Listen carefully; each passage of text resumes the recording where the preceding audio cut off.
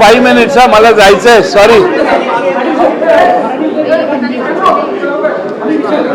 मी उर्दूतही देतो पाहिजे तर. मी बाजूला बसलेत म्हटलं. चला लवकर.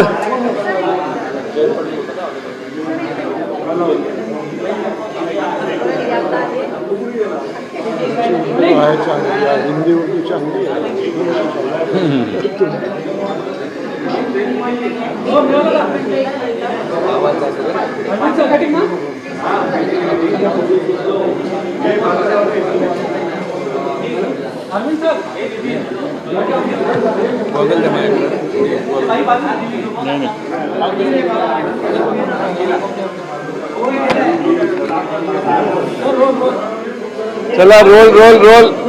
सकाळी रोल केलं ना आपण.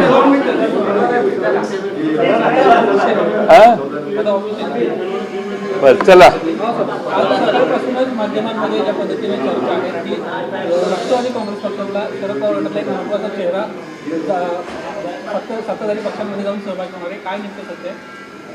अशा बातम्या कशा निर्माण होतात हेच कळत नाही. आणि सर्व आमच्या पक्षाचे कार्यकर्ते नेते कामात असताना अशा स्वरूपाची बातमी येण्याचं कोणतंही कारण नाही. आता प्रसारमाध्यमातूनच बातम्या तयार होत आहेत, तर प्रसारमाध्यमांनीच त्यांना उत्तरं हुडकत बसावं. तर त्याला प्रत्येक बातमीला उत्तर देणं हे मुश्किल आहे.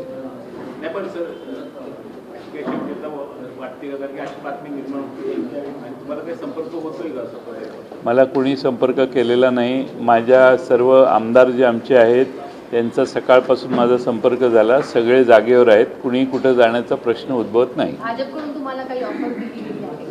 अजिबात नाही. पण सर एक प्रश्न निर्माण होतो की ज्यावेळेस भाजपमध्ये इतक्या मोठ्या प्रमाणात नेते आयात केले गेले तर मूळ निष्ठावंत भाजपवरती अन्याय होईल का? कारण काही लोक म्हणतात की भाजपच्या त्या लोकांना आरक्षण दिलं जाऊ पाहिजे जेणेकरून त्यांना विधानसभा आणि लोकसभेची उमेदवारी मिळेल.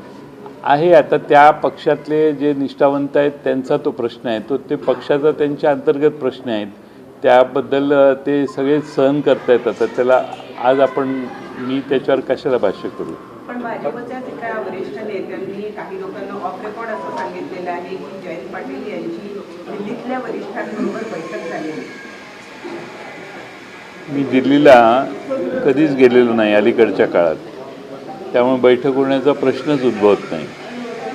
मी आमच्या सुप्रीम कोर्टात केस चालू होती, इलेक्शन कमिशनमध्ये केस चालू होती, त्यावेळी मी माझ्या पक्षाचं महाराष्ट्रात काम करत होतो. त्यामुळे मी दिल्लीलाच अलीकडे अनेक महिने, कदाचित त्यापेक्षा जास्त काळ असेल, मी दिल्लीला गेलेलो नाही. त्यामुळे माझी कोणाशी भेट होण्याचा प्रश्न उद्भवलेला नाही. चर्चेमुळेच अशी या संदर्भातली गॉसिप आहे की तुमच्या मुलाला लोकसभेचं तिकीट द्यावं या हेतूने अशा स्वरूपाचे दबावतंत्र काही सुरू आहेत का? आणि त्या दृष्टिकोनातनं पुढच्या काळामध्ये काही राजकीय घडामोडी होतील अशी एक चर्चा. तशी माझी कोणाशी चर्चा झालेली नाही. आणि राष्ट्रवादी पवारसाहेबांचा ना तुम्ही आपण कसं काय बोलणार? त्यांच्याकडे उमेदवार नाहीत त्यामुळे जे प्रश्न तिकीट त्यांच्याकडे उमेदवार नाही किंवा उमेदवार पडण्याची शक्यता दिसते. जे पावर सध्या महाविकास आघाडीचं वातावरण महाराष्ट्रामध्ये दिसते, सर्वे जे बोलत आहेत त्यानुसार. आणि त्यामुळे कुठेतरी विरोधी पक्षाच्या चेहऱ्यांना आपल्या पक्षात नेण्याचा प्रयत्न होतो. काय आता बरेच चेहरे तिकडे गेलेले आहेत, पण जनतेच्या मनात काय आहे ते निवडणुकीनंतरच कळेल आपल्याला. पाटील साहेब, तुम्ही आता म्हटलं की प्रतिकेला त्यांच्या नावाला खूप चांगला प्रतिसाद आहे, पण तिथून विद्यमान खासदार म्हणजे राजू शेट्टी यांचं पण नाव पुढे येत आहे, त्यामध्ये चर्चा आहे. यामुळेच कदाचित प्रतीक पाटील हे पर्यायी मार्ग स्वीकारतील का असा एक प्रश्न उपस्थित होतोय. तशी एक चर्चा खूप स्थानिक लेवलला सुरू आहे. परंतु राजू शेट्टी यांनी आमच्याशी कोणतीही चर्चा केलेली नाही. आघाडीची चर्चा ज्यावेळी झाली त्यावेळी त्या मतदारसंघाची त्या ठिकाणी शिवसेनेने उद्धव ठाकरे साहेबांच्या पक्षाने त्या ठिकाणी आपली काही मतं मांडलेली आहेत. त्यामुळं त्याचा अजून निर्णय झालेला नाही. वारंवार तुमचं नाव जे आहे ते दर आज 15 दिवसांनी तुमचं नाव काढलं. तर 15 दिवस जास्त झाले, 8 दिवसांनी. तो तुम्हीच हे शोधून काढलं पाहिजे. तेवढं माझं काम तुम्ही करा की का असं होतंय. सर अशी पण चर्चा आहे की जर तुम्ही महायुतीमध्ये सामील झाला तर तुम्हाला डायरेक्ट मंत्रीपद देखील दिलं जाईल, त्यामुळे महत्त्वपूर्ण खातं दिलं जाईल. मी 17-18 वर्ष मंत्रिमंडळात काम केलेलं आहे, त्यामुळं ते काही एकमेव प्रलोभन असू शकत नाही ना. लोकसभेच्या जागावाटपासंदर्भातली चर्चा अंतिम झाली आहे का? तरीपर्यंत उमेदवारांची नावं फाईन होतील आणि आम्ही काँग्रेस आणि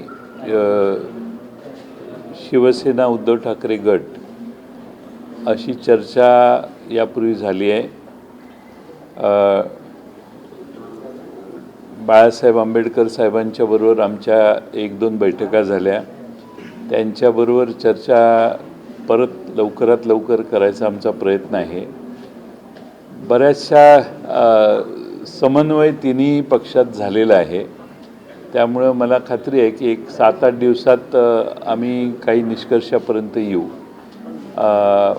पण बाळासाहेब आंबेडकर साहेबांशी चर्चा करून त्यांना विश्वासात घेऊन आमचा प्रयत्न राहील की महाराष्ट्रात ही महाविकास आघाडी अधिक व्यापक स्वरूपात लोकांच्या समोर जाईल. पाटील साहेब, भाजप प्रवेशाच्या या चर्चा एकंदरीत तुमच्या अनुषंगानं किंवा इतरांच्या अनुषंगानं याचा फायदा कोणाला मिळतो एकंदरीत असं वाटतं तुम्हाला? कोण तुमचं नाव बदनाम करतंय?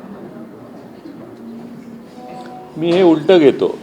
तुम्ही आम्हाला प्रसिद्धी देताय आणि त्यामुळे प्रसारमाध्यमावर माझा राग नाही आहे. तुम्ही प्रसिद्धी देता, तेवढाच वेळ लोकांच्याशी आमचा संपर्क होतो, त्यामुळं याचं सगळ्याचं श्रेय तुम्हालाच आहे. तुमचं नाव वारंवार चर्चेत काय येतं या अनुषंगानं? ते मी सांगितलं ना, ताईंना सांगितलं मी, तुम्ही जबाबदारी घ्या आणि हे हुडकून काढा.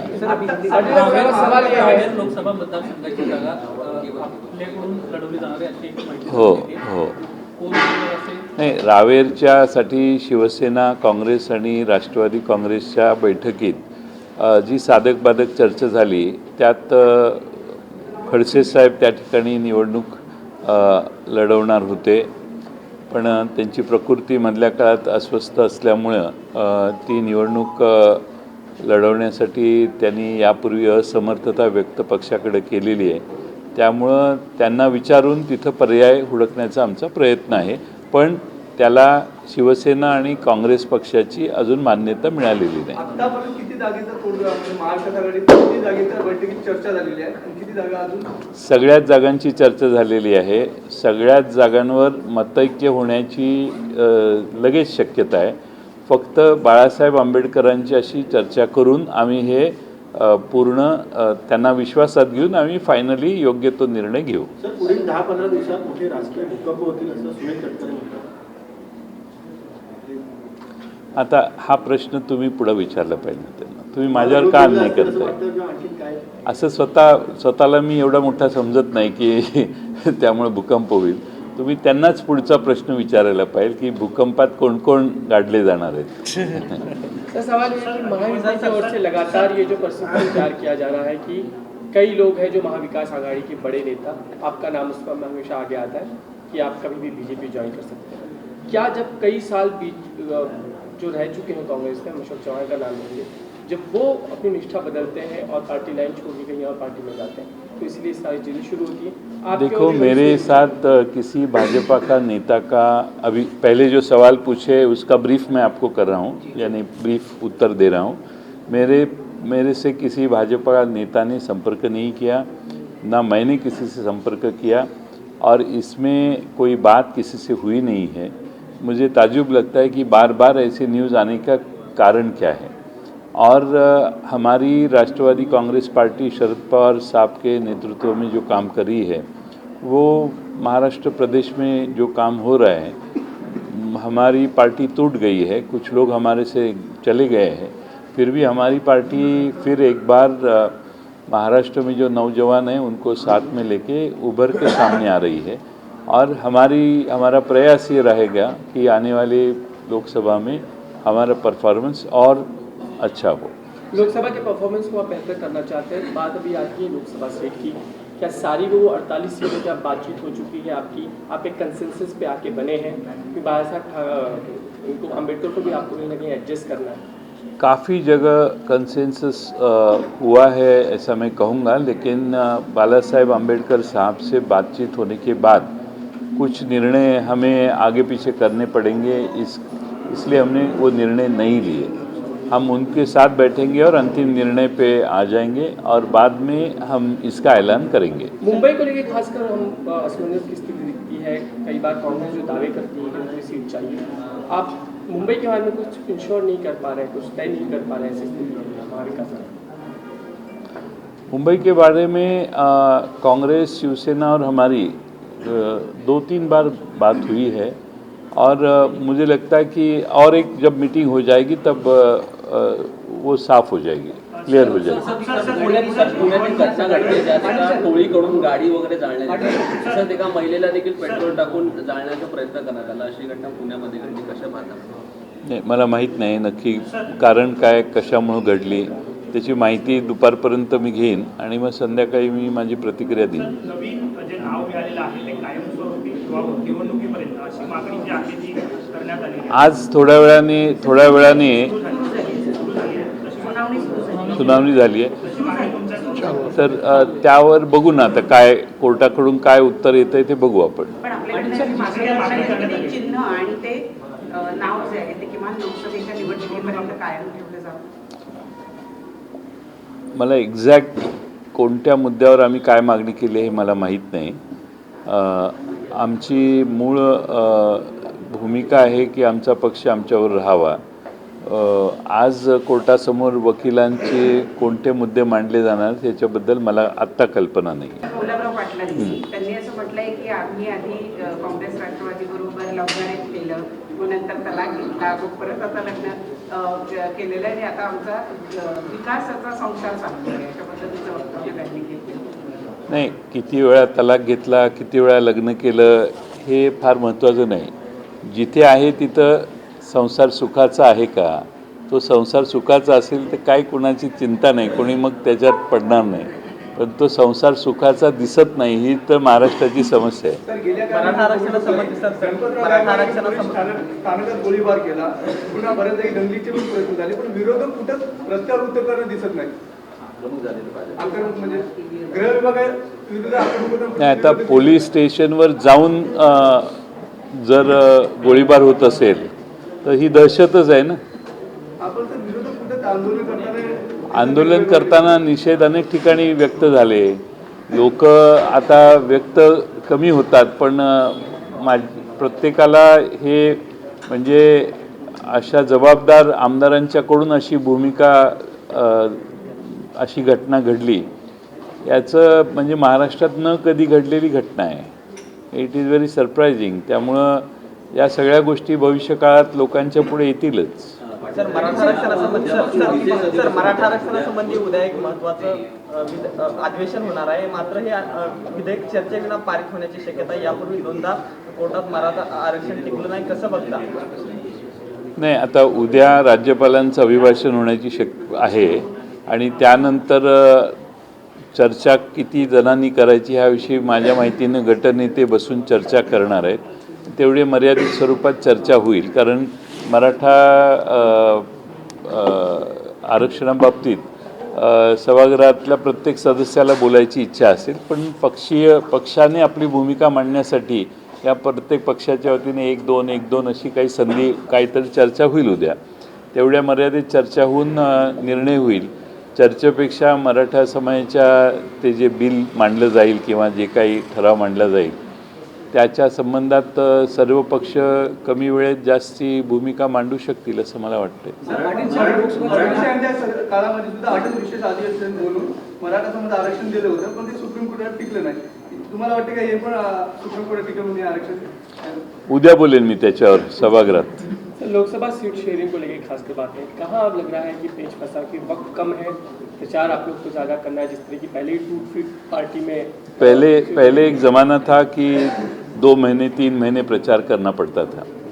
अब इतने आधुनिक साधन अपने पास है कि जब इलेक्शन घोषित हो जाएगी उसके बाद में मुझे लगता है कि बहुत कम समय में प्रचार हो सकता है। तो हमारी महाविकास आघाड़ी के अलग अलग ज़िले में, अलग अलग रीजन में जॉइंट सभा होने वाली है। हमारी भूमिका लोगों के सामने रखने की हम पूरी कोशिश करेंगे। राज ठाकरे सीटों पर उद्धव ठाकरे की पार्टी ने इलेक्शन कोऑर्डिनेटर नियुक्त किए हैं। कहीं ना कहीं 18 सीटों पर दावा की भी बात की जा रही है, तो इसे आप कैसे देखते हैं? कोई पेच फंसा है क्या? कोई पेच वगैरह नहीं है, पेच नहीं है, और मुझे नहीं लगता इसमें कुछ पेच है। तर राज ठाकरे आणि आशिष शेलार यांची भेट झाली, युती होण्याची शक्यतेची चर्चा आहे. तर त्यांची युती झाली तर आगामी काळाच्या निवडणुकीमध्ये त्याचा फटका पडू शकतो. आमची आघाडी आधी आम्ही करतो, मग दुसऱ्यांच्या युतीवर बोलू आम्ही. आधी आमची आघाडी व्यवस्थित होऊ दे, दुसऱ्यांच्या युतीवर आत्ता कॉमेंट करण्यात काय अर्थ. आमची आघाडी सगळ्यांना मिळून एकत्रित झाली की मग दुसऱ्यांच्यावर भाष्य करायला आपण मोकळे होऊ. विशेष अधिवेशन आहे. आता की तुमच्या प्रवेशाची किंवा पक्ष बदलण्याची चर्चा आहे, याची ॲक्च्युअल चौकशी व्हायला हवी. त्याची साखर बंगल्यावरनं व्हायला हवी, कारण की चर्चा मी त्यांना अडचणीत आणू इच्छित नाही. चला.